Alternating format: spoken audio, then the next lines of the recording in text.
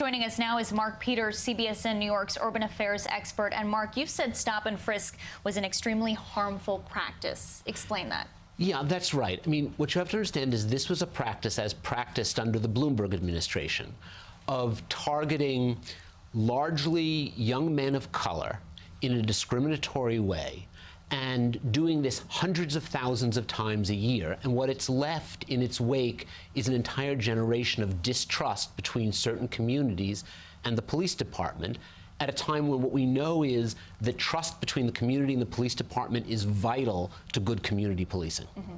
Does this apology in any way leave the city vulnerable to lawsuits? I don't think the apology leaves the city vulnerable to lawsuits. Remember, there was a very large-scale federal class action lawsuit expressly about this, which found that the city's policies were discriminatory, did violate people's constitutional rights. So this has been pretty thoroughly litigated, and the city's been found liable. So I don't think it exposes further litigation risk to the city. And everyone wants to know, why did Mike Bloomberg do this? Is he truly sorry, or is this motivated by politics, his potential run? Well, neither I nor anybody else can get inside Michael Bloomberg's head, and I wouldn't claim to want to try to do so.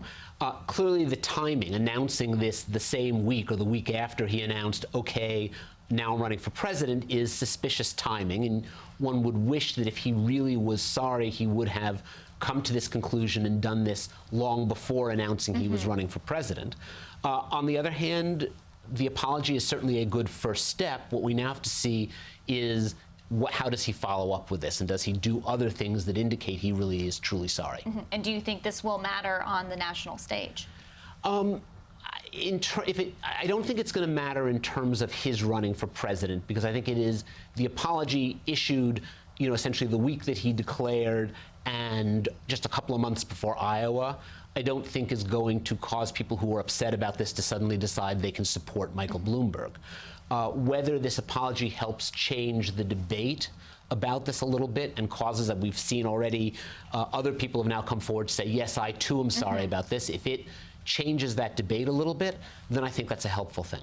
And you mentioned it, City Council member Eric Ulrich tweeted his own apology earlier today. It says, I too have regrets about my unequivocal support for stop and frisk in 2013. I have admitted to Jumaane Williams and NYC Mayor on more than one occasion that they were right and I was wrong.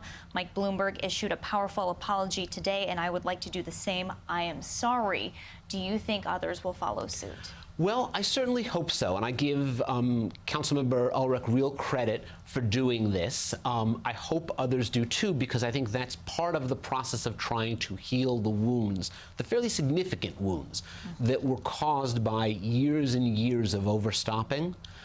Certainly apologies by people who were in a position to stop it or who perpetuated the policy and didn't stop it and kept perpetuating it.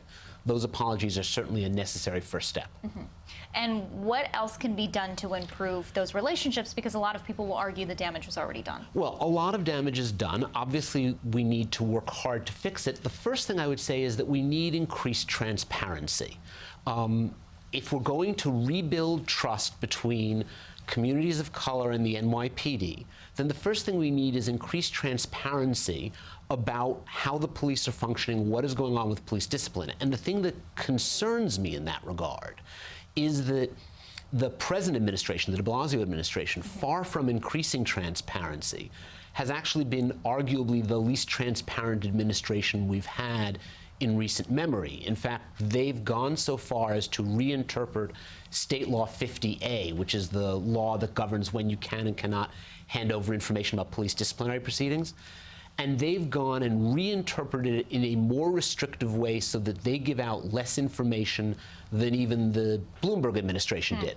If you're looking to heal these wounds, the first thing you need to do is to start having real transparency, which would require a real change in the present administration's posture. Okay. Mark, thank you so much for joining us. A lot of good information there. Great to be here.